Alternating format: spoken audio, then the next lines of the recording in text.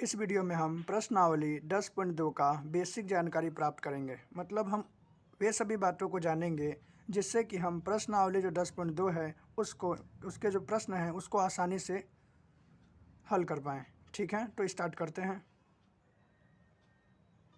इससे पहले वाले वीडियो में हमने प्रमेय 10.1 को सिद्ध किया था और प्रश्नावली 10.1 में जो क्वेश्चन नंबर दूसरा और तीसरा था उसको सॉल्व किया था। हमने ये प्रमेय जो 10.1 था उसमें ये बात सीखा था कि जब भी त्रिज्या जो होती है वो स्पर्श रेखा पे लंब होती है तो क्या होता है, मतलब त्रिज्या हमेशा स्पर्श रेखा पे लंब होती है। मतलब यह है कि त्रिज्या और स्पर्श रेखा के बीच बनने वाला कोण क्या होता है, 90 डिग्री का। ऐसे समझो, हमने अभी इसे पहले वाला जो प्रमेय 10.1 था उसमें क्या देखा था कि जो त्रिज्या है वो हमेशा स्पर्श रेखा पे क्या होती है, लंब होती है। इसका मतलब ये मैं ये बात बोल सकता हूँ कि त्रिज्या और स्पर्श रेखा के बीच बनने वाला जो कोण होता है वो 90 डिग्री का होता है। और मैंने एक और बात सीखा था उससे पहले कि एक जो वृत्त है उस पर अनेक स्पर्श रेखा खींची जा सकती है। सीखे थे हम लोग, आपको याद होगा। अनेक स्पर्श रेखा क्या कर सकते हैं, खींच सकते हैं। ओके, अच्छा ये बताओ, एक वृत्त पर तो अनेक स्पर्श रेखाएं खींची जा सकती हैं, लेकिन अगर मैं तुमको एक वृत्त का बिंदु दे दूँ, मान लो कि ये बिंदु दे दिया, तो वृत्त के एक बिंदु से ना केवल एक ही स्पर्श रेखा खींची जा सकती है। ध्यान दो, मैं यहाँ पे आपको एक बिंदु दे रहा हूँ। जब वृत्त का बिंदु दिया हुआ रहता है ना, पूछेगा तुमसे क्वेश्चन में वृत्त के एक बिंदु से कितनी स्पर्श रेखा खींची जा सकती है, तो वृत्त के किसी एक बिंदु से केवल एक ही स्पर्श रेखा खींची जा सकती है। देखो ना यार, इससे ज़्यादा तुम कैसे खींचोगे? फिर अगर ऐसे खींचोगे तो छेदक रेखा हो जाएगा। केवल एक ही क्या कर सकते हो, स्पर्श रेखा खींच सकते हो। इस वीडियो हमको क्या सीखना है, इस वीडियो में हमको यह सीखना है कि वृत्त के बाह्य बिंदु से, वृत्त के बाह्य बिंदु मतलब ऐसा बिंदु जो वृत्त के बाहर हो, मान लेते हैं यहाँ पे, तो वृत्त के बाह्य बिंदु से तुम वृत्त पर कितनी स्पर्श रेखा खींच सकते हो, इसके बारे में हम लोग देखेंगे। तो खींच कर देखते हैं ना कितना खींच सकते हैं। मैं यहाँ से स्टार्ट कर रहा हूँ। ओके, अब देखो मैं यहाँ पे खींच दिया और हल्का सा ये अंदर चला गया, 1 मिनट। ओके, और एक मैं ऐसे खींच दे रहा हूँ। तो मैं एक वृत्त पर केवल 2 ही स्पर्श रेखा खींच सकता हूँ। इससे ज़्यादा मैं एक वृत्त पर स्पर्श रेखा नहीं खींच सकता। देख लो, दिखाते हैं। देखो, एक वृत्त पर केवल हम लोग एक ही मतलब 2 ही स्पर्श रेखा खींच सकते हैं। अगर मैं मान लो ऐसे खींचूंगा, यही दोनों स्पर्श रेखा होंगी। नहीं, स्पर्श रेखा का मतलब क्या होता है, वृत्त के किसी एक बिंदु को स्पर्श करके जाने वाली रेखा को हम लोग क्या कहते हैं, स्पर्श रेखा कहते हैं। मैंने बाह्य बिंदु P लिया था और जो स्पर्श बिंदु है ये A और B है। तब देखो, ये दोनों स्पर्श रेखा हैं। लेकिन अगर मैं बोलूँगा कि मैं क्या बोल रहा हूँ कि वृत्त के बाह्य बिंदु से केवल वृत्त पर 2 ही स्पर्श रेखा खींची जा सकती है। सही बात है। अगर तुम बोलोगे ऐसे खींच लो, तो देखो अगर तुम ऐसे खींचते हो ना ऐसे, तो ये एक स्पर्श रेखा ना होकर छेदक रेखा हो जाएगी, क्योंकि वृत्त के बीच में से जाएगी। ध्यान दो, समझ में आ गया ये बात। तो स्पर्श रेखा क्या होती है, वृत्त के 2 बिंदु मतलब वृत्त के बाह्य बिंदु से वृत्त पर केवल 2 ही स्पर्श रेखा खींची जा सकती है। ये बात समझ में आया। अब इसके बाद एक और बात, स्पर्श रेखा की लंबाई। देखो, स्पर्श रेखा तो यहाँ से लेकर यहाँ तक होता है, बट जब भी हम स्पर्श रेखा की लंबाई की बात करते हैं तो उसमें हम लोग स्पर्श रेखा की लंबाई A और P के बीच की लंबाई को ही लेते हैं। मतलब अगर तुम स्पर्श रेखा की लंबाई लोगे तो ये मत बोलना कि यहाँ से लेकर यहाँ तक स्पर्श रेखा की लंबाई है, ये गलत है। यहाँ से लेकर यहीं तक की लंबाई को हम लोग स्पर्श रेखा की लंबाई बोलते हैं। एक और बात बताऊँ, ये जो स्पर्श रेखा है ना, इसकी लंबाई और इसकी लंबाई बराबर होती है। मतलब एक वृत्त के बाह्य बिंदु से जब तुम वृत्त के 2 बिंदुओं पर स्पर्श रेखा डालते हो, तो उस बाह्य बिंदु से जो स्पर्श रेखा हम लोग डालते हैं ना, तो दोनों स्पर्श रेखा की लंबाई समान होती है। और इसी बात को ना मुझे प्रमेय जो 10.2 है, प्रमेय 10.2 में यही बात सिद्ध करना है। तो चलो हम लोग इस प्रमेय 10.2 को सिद्ध करते हैं। ओके, चलिए। प्रमेय 10.2 में क्या बोल रहा है, बाह्य बिंदु से, ये बाह्य बिंदु है P, इससे वृत्त पर खींची गई स्पर्श रेखा, अब अगर मैं इस पर स्पर्श रेखा खींचूंगा तो इसकी लंबाई बराबर होती है। ये मुझे सिद्ध करना है। मतलब मुझे AP और BP को क्या दिखाना है, बराबर दिखाना है। अब कैसे करेंगे, प्रमेय सिद्ध करने से पहले तुमको ये बात लिखना था कि क्या दिया हुआ है और हमें क्या सिद्ध करना है। ठीक है, तो लिख लेते हैं। देखिए, मैंने लिख दिया कि O केंद्र वाले एक वृत्त के बाह्य बिंदु P से वृत्त पर 2 स्पर्श रेखा AP तथा BP खींची गई हैं। ये दिया हुआ जरूरी नहीं है कि आप मेरे वाला ही लिखें, आप खुद से भी लिख सकते हैं। ठीक है, खुद से लिखने की कोशिश कीजिएगा। अब क्या सिद्ध करना है वो लिख लेते हैं। क्या सिद्ध करना है, मुझे AP को BP के बराबर दिखाना है।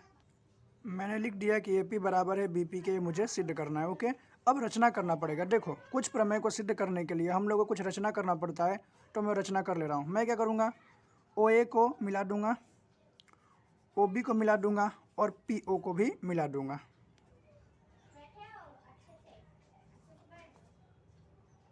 ध्यान दो, मैंने ओ ए को मिला दिया, ओ बी को मिला दिया और ओ पी को ही मिला दिया। जो आप रचना करते हैं ना उसको ऐसे डॉट डॉट से बनाए कीजिए ताकि पता चले कि हम रचना किए हैं। तो मैं यहाँ लिख दूंगा वो बात। मैंने यहाँ पर बातें लिख ली है कि ओ ए ओ बी तथा ओ पी को मिलाया। अब देखो मैं इसको सिद्ध कैसे करूँगा।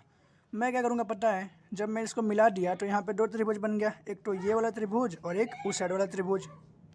अब मैं कैसे भी इस त्रिभुज को इस त्रिभुज के समरूप दिखा दूंगा। समरूप का मतलब क्या है कि मैं इसको इसके बराबर दिखा दूंगा। मतलब अगर तुम इसको उठा के इसके ऊपर रखोगे ना तो ये ढक जाएगा। हमारी हथेली जो होती है ना, एक हथेली दूसरे हथेली के समरूप होती है। मतलब तुम एक हथेली से ना अपने दूसरे हथेली को ऐसे ढक सकते हो। ठीक है, ये बात क्लियर है। तो अगर मैं इसको इसके समरूप दिखा दूंगा, ध्यान दो, तो ये बराबर हो जाएंगे। कैसे समझते हैं यहाँ पे देखो। समरूप नहीं, सर्वाक्षम। देखो सर्वाक्षम का मतलब होता है कि अगर तुम इसको इस हथेली को इस हथेली के ऊपर रखोगे तो ये ढक लेगा। इसका मतलब ये मेरा जो एक हथेली है दूसरे हथेली के सर्वाक्षम है। तो वैसे मैं क्या करूँगा, इस त्रिभुज को इस त्रिभुज के सर्वाक्षम दिखा दूंगा। मतलब ऐसे समझो, मैं यहाँ पे दो त्रिभुज बनाया हूँ। अब मेरे को ये बताना है कि ये जो त्रिभुज है ना इस त्रिभुज के सर्वाक्षम है। ध्यान दो, अगर मैं कैसे भी इस कोण को इस कोण के बराबर दिखा दूंगा, त्रिभुज के इस भुजा को इस भुजा के बराबर दिखा दूंगा और त्रिभुज के इस भुजा को इस भुजा के बराबर दिखा दूंगा ना, तो ये बाकी सब त्रिभुज के जो ये कोण है इस कोण के और ये कोण इस कोण के और ये भुजा इस भुजा के अपने आप बराबर हो जाती है। ठीक है, तो अब मेरा मेन मकसद क्या है कि कैसे भी मैं इस त्रिभुज को इस त्रिभुज के क्या दिखाऊँ, सर्वाक्षम दिखाऊँ। सर्वाक्षम दिखाना है तो देखो कैसे दिखाऊंगा। यहाँ पे कितने डिग्री का एंगल बनेगा बताओ आप, 90 डिग्री का। पढ़े थे ना प्रमेय 10.1 में, यहाँ पे भी 90 डिग्री का। मतलब इस त्रिभुज में और इस त्रिभुज में ये दोनों एंगल तो सेम है। अच्छा, ये जो भुजा है ओ ए और ओ बी ये दोनों भी बराबर होंगे। क्यों बराबर होंगे, क्योंकि एक ही वृत्त की त्रिज्या है ना। ठीक है, और एक और बात, ये जो ओ पी है ये दोनों में क्या होगा, उभयनिष्ठ होगा। दोनों में उभयनिष्ठ होगा मतलब दोनों की भुजा है तो उभयनिष्ठ भुजा बोल देंगे। मतलब ये एंगल इसके बराबर हो गया, ये भुजा इस भुजा के बराबर हो गया और ये दोनों में बराबर हो गया। अब ये जो है ये समकोण है ना, तो समकोण को इंग्लिश में हम लोग बोलते हैं आर। क्या बोलते हैं, मतलब राइट एंगल आर ले लेते हैं। और ये जो है देखो समकोण त्रिभुज के सामने वाली भुजा को हम लोग कर्ण बोलते हैं। क्या बोलते हैं, कर्ण। कर्ण को इंग्लिश में बोलते हैं हाइपोटेनस। तो यहाँ पे हाइपोटेनस से आ गया एच। और ये जो है ये क्या है, साइड है। भुजा को इंग्लिश में क्या कहते हैं, साइड। तो यहाँ पे साइड से आ गया एच एस। तो हम लोग आर एच एस सर्वाक्षमता रूल लगाकर इस त्रिभुज को इस त्रिभुज के सर्वाक्षम दिखा देंगे। और फिर ये जैसे ये त्रिभुज इस त्रिभुज का सर्वाक्षम होगी अपने आप ए पी बराबर हो जाएगा बी पी के। अब मैं समझा दिया हूँ, इसके आगे आप खुद भी कर सकते हैं और ना समझ में आए तब आगे वीडियो देखिए। अब मैं इसे करा रहा हूँ। मैंने क्या लिखा, सिद्ध त्रिभुज ए ओ पी इस पूरे त्रिभुज में और त्रिभुज बी ओ पी इस पूरे त्रिभुज में मैं क्या बोल सकता हूँ। मैंने यहाँ पे बोला कि एंगल ओ बी पी ये और एंगल ओ ए पी, जो बी होता है ना जो बीच में होता है उसी को हम लोग एंगल बोलते हैं। तो एंगल ओ बी पी मतलब एंगल बी की बात कर रहा हूँ और एंगल ओ ए पी मतलब एंगल ए की बात कर रहा हूँ। दोनों क्या है, एक दूसरे के बराबर होंगे। क्यों बराबर होंगे, क्योंकि त्रिज्या स्पर्श रेखा पे क्या होती है, लंब होती है। और जब लंब होती है मतलब दोनों कोण कितने डिग्री का है, 90 डिग्री का। तो ये भी 90 डिग्री का और ये भी 90 डिग्री का, तो दोनों बराबर होंगे। अब इसके बाद मैं बोलूँगा ओ पी दोनों को बराबर दिखा दूंगा क्योंकि दोनों क्या है, उभयनिष्ठ हैं। दोनों में है ना ये भुजा, तो दोनों की होगी। ओ पी के बराबर होगा, इसलिए मैंने यहाँ पे लिख दिया कि ओ पी बराबर है ओ पी के। क्यों भाई, क्यों ओ पी के बराबर है, क्योंकि उभयनिष्ठ भुजा है मतलब ये भुजा दोनों में है। एक और क्या कर सकता हूँ, अब मैं बोलूँगा कि जो ओ ए है, ओ ए ध्यान दो यहाँ पे, ओ ए बराबर होगा ओ बी के। क्यों बराबर होगा, क्यों बराबर होगा बताओ, क्योंकि एक ही वृत्त की त्रिज्या है। ठीक है ना, तो यहाँ पे लिख देते हैं एक ही वृत्त की त्रिज्या है ना, और एक ही वृत्त की त्रिज्या क्या होती है, बराबर होती है, इसलिए तीनों हो गया। अब यहाँ ध्यान दो, ये तो 90 डिग्री का कोण था और ये तो कर्ण था ना, एक तरफ से देखा जाती है क्या है, कर्ण है ना। इस 90 डिग्री के सामने वाला क्या है, कर्ण। और ये क्या है, ये क्या है, भुजा। तो मैं बोल सकता हूँ आर एच एस सर्वाक्षमता नियम से। मैंने यहाँ लिख दिया आर एच एस सर्वाक्षमता नियम से। इस प्रकार मैंने लिख दिया कि आर एच एस सर्वाक्षमता नियम से त्रिभुज ए ओ पी सर्वाक्षम हो गया। ये सर्वाक्षम का निशान है। त्रिभुज ए ओ पी सर्वाक्षम हो गया त्रिभुज बी ओ पी के। देखो इसी को मुझे सिद्ध करना था ना, ये रहा त्रिभुज ए ओ पी सर्वाक्षम हो गया त्रिभुज बी ओ पी के। और जब दो त्रिभुज सर्वाक्षम हो जाते हैं तो उसके सभी भुजाएं मतलब एंगल एक बराबर हो जाएगा एंगल बी के, एंगल ओ बराबर हो जाएगा एंगल ओ के, एंगल पी बराबर हो जाएगा एंगल पी के, और ए ओ बराबर हो जाएगा बी ओ के। और ओ मतलब ए ओ भुजा जो है ना वो बी ओ भुजा के बराबर हो जाएगा। इसी प्रकार मुझे क्या सिद्ध करना है, मुझे सिद्ध करना है कि कैसे भी मैं ए पी का बराबर दिखाऊं बी पी के। तो ध्यान देते हैं ना यहाँ पे, तो यहाँ पे ए पी बराबर हो जाएगा बी पी के, और यही मुझे सिद्ध करना था। अब ये कैसे सिद्ध हुआ, तो तुम लिखना कि समरूप त्रिभुज की संगत भुजाएं बराबर होती हैं, इसलिए मैंने इसको बराबर दिखा दिया। इसको शॉर्टकट में लिखते हैं C P C T, English में लिखते हैं corresponding part of congruent triangle. ठीक है, और इस प्रकार ये क्या हो गया, सिद्ध हो गया। क्लियर है। अगर ये आपको मतलब अलग लग रहा होगा, आप अगर 9th क्लास में ये वाला चैप्टर पढ़े होंगे ना, छठा चैप्टर, तो आपको समझ में आया होगा। छठा और सातवां अगर पढ़े होंगे तो ये समझ में आया होगा। लेकिन अगर आप ये चैप्टर नहीं पढ़े होंगे तो आपको शायद ही ये समझ में आया होगा।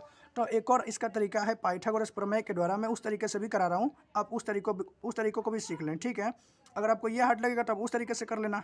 तो मैं अब इसी क्वेश्चन को, इसी प्रमेय को सेकेंड तरीके से सिद्ध करवाता हूँ। ठीक है, पाइथागोरस प्रमेय के प्रयोग से। इस प्रमेय से भी मतलब इस प्रकार भी अगर आप प्रमेय 10.2 को सॉल्व करेंगे ना, तो इतना बात कॉमन रहेगा कि रचना कैसे करना है, क्या मतलब ऐसे कि क्या दिया हुआ है, क्या सिद्ध करना है और रचना क्या है। ये जो तीनों में पहले में लिखवाया था ना, सेम टू सेम यहाँ पे आएगा। तो आप इस बात की चिंता मत कीजिए, ये आप ये तीनों खुद से लिखिए, इसके बाद मैं इसको पाइथागोरस प्रमेय से इसको सिद्ध करवाता हूँ आगे।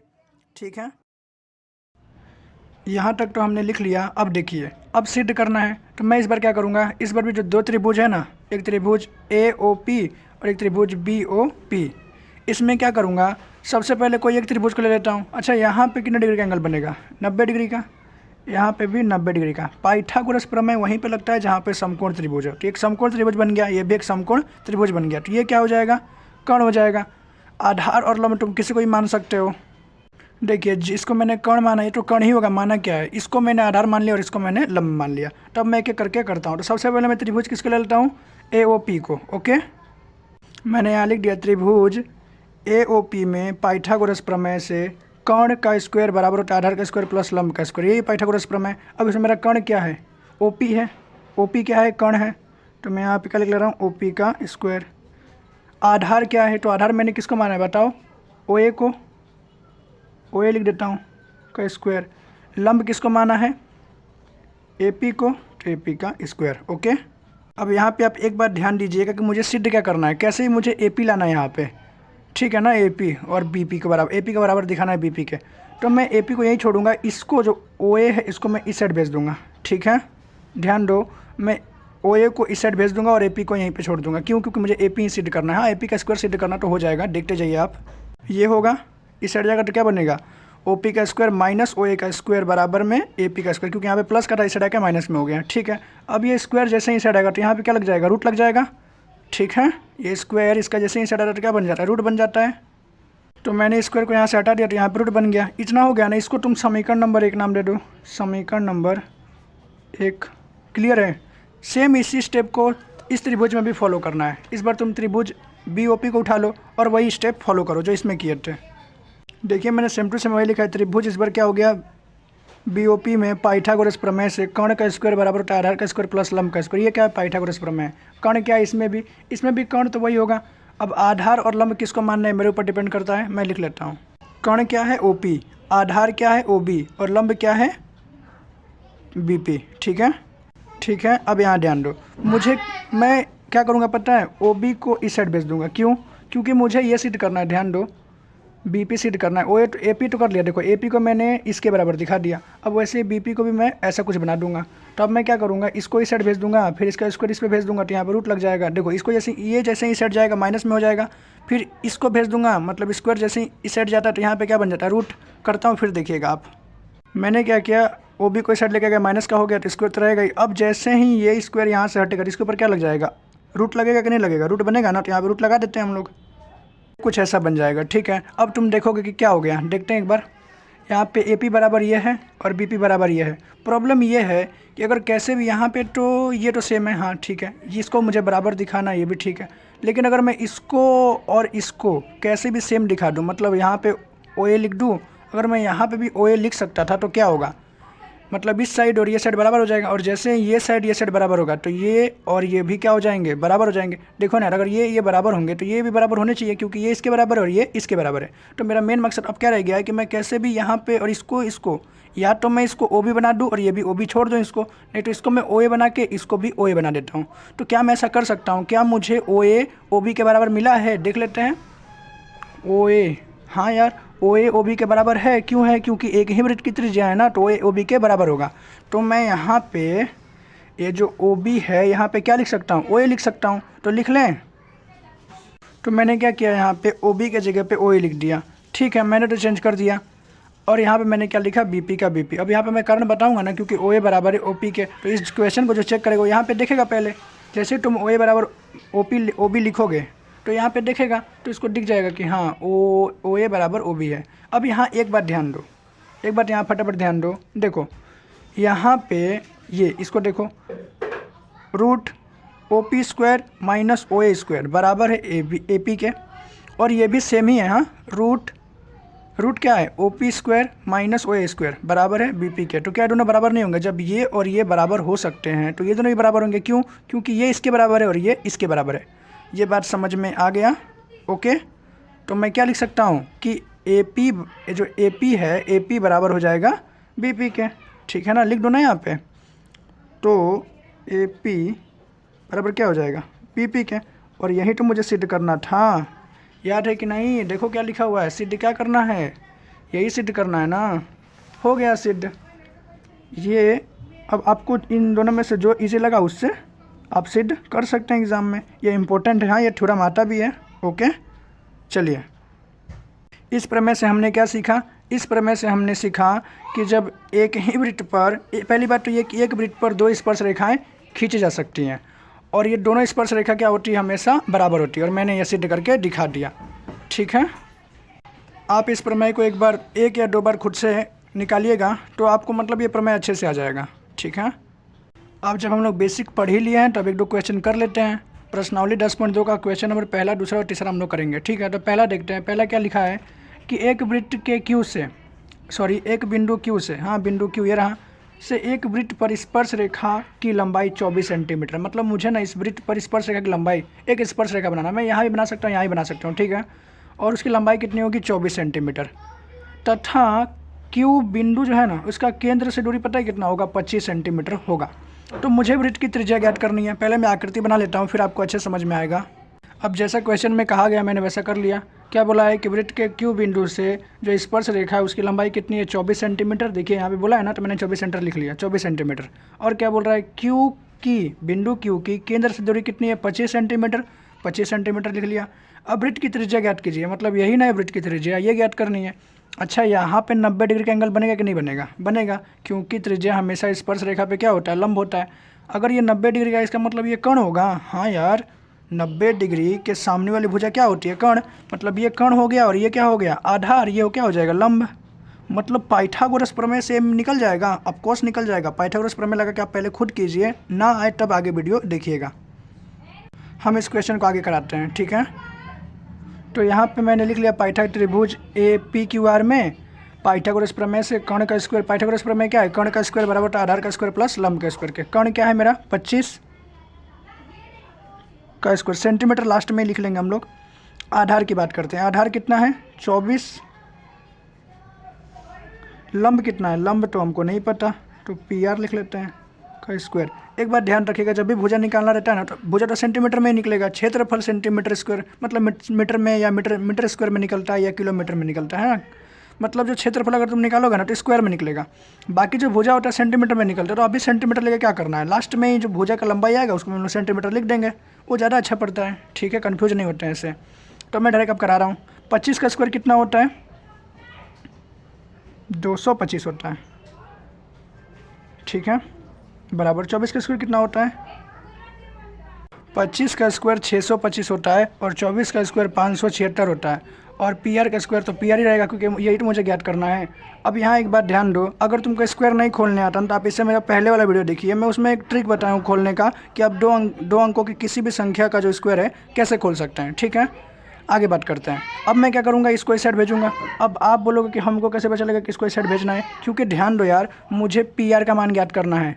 ठीक है, तो इसको इस साइड भेजूँगा कि नहीं भेजूँगा, आराम से भेजूँगा। नहीं तो आप ऐसे भी कर सकते हैं कि इन दोनों की जाति सेम है, ये भी संख्या ये भी संख्या, तो आप इसको इस साइड लेके आइए घटाने के लिए। अब इसको घटाते हैं। देखिए, अगर ये एक इसको देगा, क्या 5 में 6 घटेगा? नहीं घटेगा ना। तो एक इसको देगा, तो कितना हो जाएगा? 15। 15 में से 6 गया, कितना आएगा? 9। अब ये खुद कितना हो गया? 61। 61 में से 57 जाता है तो कितना बचता है? 4 बचता है कि नहीं बचता है? बचेगा ना 4, बराबर में PR का स्क्वायर। अब ये स्क्वायर जैसे ही यहाँ पे आएगा तो क्या बन जाएगा? रूट बन जाएगा।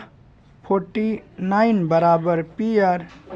ओके, अब इसको मैं क्या कर सकता हूँ?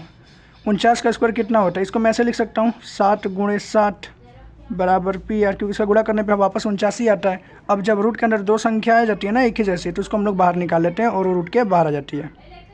तो PR बराबर कितना आ गया? 60। और यही क्या अपना आंसर। तो इस MCQ में एक मिनट एक बात छूट गया, सेंटीमीटर यहाँ पे लिख दो, नहीं तो गलत हो जाएगा, क्योंकि हम लोग ने बताया था लास्ट में सेंटीमीटर लिखना है। तब यहाँ ऑप्शन नंबर A क्या हो जाएगा? सही हो जाएगा। ठीक है, समझ में आ गया होगा। अब हम लोग क्वेश्चन नंबर दूसरा करते हैं। क्वेश्चन नंबर दूसरे में क्या बोल रहा है? यदि TP और TQ केंद्र O वाले, देखो केंद्र O वाला, केंद्र का नाम क्या है? O।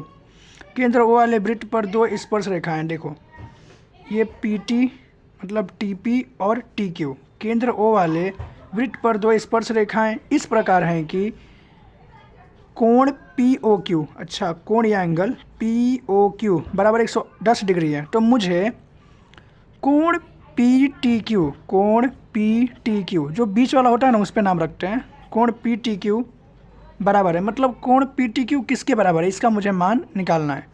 तो एक बात ध्यान दो, यहाँ पे कितने डिग्री का एंगल बनेगा? 90 डिग्री का। यहाँ पे भी 90 डिग्री का। कैसे? क्यों है भाई 90 डिग्री एंगल क्यों बनेगा? क्योंकि त्रिज्या जो होती है हमेशा स्पर्श रेखा पे लंब होती है। एक स्पर्श रेखा है ना, तो स्पर्श रेखा पे लंब होगी, तो ये कितने डिग्री का होगा? 90 डिग्री का। ये भी 90 डिग्री का।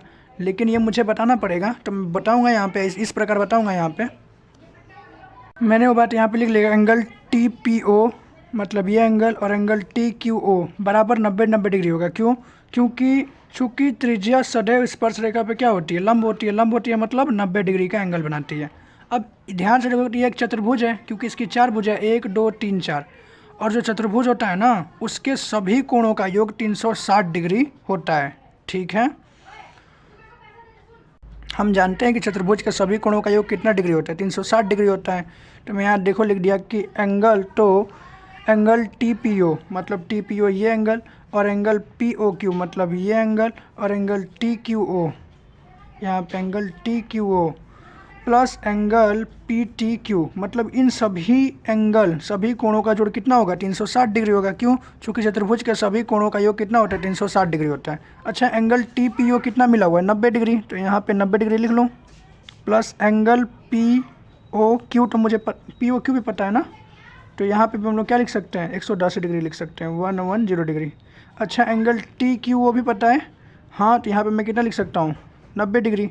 बच कौन जाएगा? एंगल PTQ बराबर 360 डिग्री। यहाँ पे मान क्यों नहीं रखा? क्योंकि यही तो ज्ञात करना है ना, मान नहीं पता। इन सभी को जोड़ लो, कितना होगा? 90 90 कितना होता है? 180, और 180 और 110 कितना होता है? अब इसको जोड़ो, 180 और 110 को जोड़ो, तो देखो 0 का 0 तो 0 ही हो जाएगा, मतलब इन लोगों का ऐसे रखोगे तो 180, तो इसको 100 जोड़ लो ना, 100 तो 200 होगा, ये बात क्लियर है। और ये कितना 80 और ये कितना है 10, मतलब 290, राइट। ये कितना हो जाएगा? 290 डिग्री प्लस एंगल PTQ बराबर 360 डिग्री। अब इसको मैं क्या कर दूंगा? इस साइड भेज दूंगा। क्यों भेजूंगा? क्योंकि मुझे PTQ का मान ज्ञात करना है। तो 360 डिग्री में से माइनस कितना हो जाएगा? 290 डिग्री, कितना आएगा? 70 डिग्री। और यही मुझे, यही आंसर आएगा ना, और यही मुझे राइट करना है। देख लो ऑप्शन में आप लोग 70 का ऑप्शन आएगा, 70 डिग्री एंगल B पे, ऑप्शन B पे होगा। अपने टेक्स्ट बुक में देख लो, वहाँ पे क्या कर देना? राइट का निशान कर देना। ओके, इसको घटाओगे आप 360 में से तो 70 आएगा, 70 डिग्री पे आप राइट का निशान कर देना, ऑप्शन B होगा। तो अब हम लोग कर लेते हैं क्वेश्चन नंबर तीसरा। देखो क्वेश्चन नंबर तीसरे में क्या बोल रहा है? यदि बिंदु P से, तो इसको मैंने बिंदु P दे दिया, बिंदु P से O केंद्र वाला, मतलब जब वृत्त बनाऊंगा उस केंद्र का नाम क्या रहेगा? O केंद्र वाले किसी वृत्त पर PA और PB स्पर्श रेखाएं, तो मैं दो स्पर्श रेखा पहले खींच लेता हूँ। क्या कह रहा है कि वृत्त पर PA, तो PA और PB स्पर्श रेखाएं परस्पर 80 डिग्री के कोण पे झुकी हुई हैं। तो स्पर्श रेखाएं किस पे झुकी हुई हैं? 80 डिग्री के कोण पर झुकी हुई हैं। तो मुझे एंगल POA ज्ञात करना है, मतलब एंगल POA इसको ज्ञात करना है। मैंने इसे मिला दिया। अब क्या ज्ञात करना है मुझे? Angle POA। ये तो पूरा 80 है, ये कितना होगा ये मुझे पता करना है। तो इतना तो तुमको पता है ना, ये कितना है? 90 डिग्री। ओके, ये कैसे भी पता करना है, ठीक है। लेकिन ये भी मुझे इतना नहीं पता। अगर इतना पता होता, बस इतना, ये तो पूरा त्रिभुज है ना, इसका आधा मुझे पता होता तो ये मान लो कुछ निकलता, फिर ये इन दोनों को जोड़ के 180 डिग्री में से माइनस कर देता, क्योंकि त्रिभुज के तीनों कोणों का योग कितना होता है? 180 डिग्री। ये एक त्रिभुज बन रहा है ना, तो अगर इतना पता तो काम हो जाता। तो एक बार तुम ध्यान से देखोगे, ये जो त्रिभुज है, त्रिभुज AOP, इस पूरे त्रिभुज को देखो, और त्रिभुज BOP इस पूरे त्रिभुज को देखो। ये दोनों त्रिभुज एक दूसरे का समरूप है, सॉरी सर्वाक्षम है। कैसे? तो ये जो भुजा है OA, ये हमेशा OB के बराबर होता है। बराबर होगा क्यों? क्योंकि एक ही वृत्त की त्रिज्या है। ध्यान से समझो। और यहाँ पे 90 डिग्री का एंगल बन रहा है, तो यहाँ पे भी कितने डिग्री का बनेगा? 90 डिग्री का, क्योंकि त्रिज्या हमेशा स्पर्श रेखा पे क्या होती है? लंब होती है। मतलब ये भी बराबर हो गया।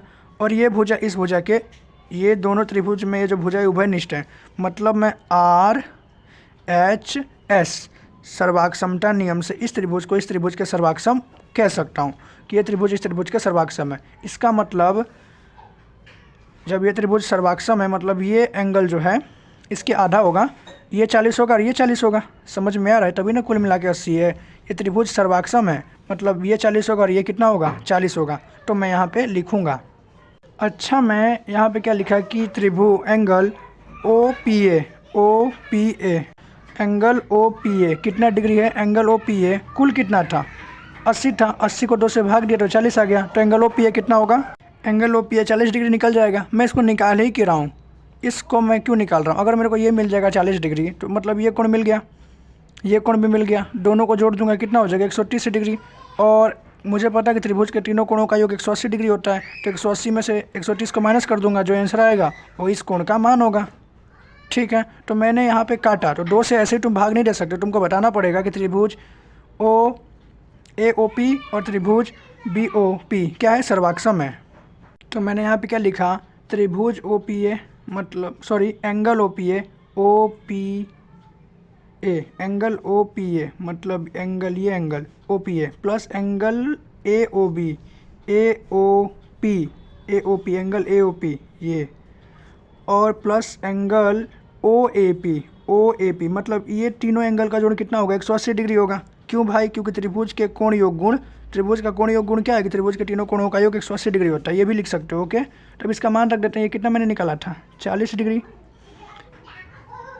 और यहाँ एंगल AOP ही लिखेंगे, क्योंकि एंगल AOP तो हमको पता नहीं है। AOP बोलो या POA बोलो, बात एक ही है। ओके, तथा एंगल OAP कितना है? OAP तो मुझे पता है कि 90 डिग्री है। ओके, बराबर में 180 डिग्री। अब इन दोनों को जोड़ दो, इन दोनों को क्या कर दो? जोड़ दो। इन दोनों को जोड़ दो, कितना हो जाएगा?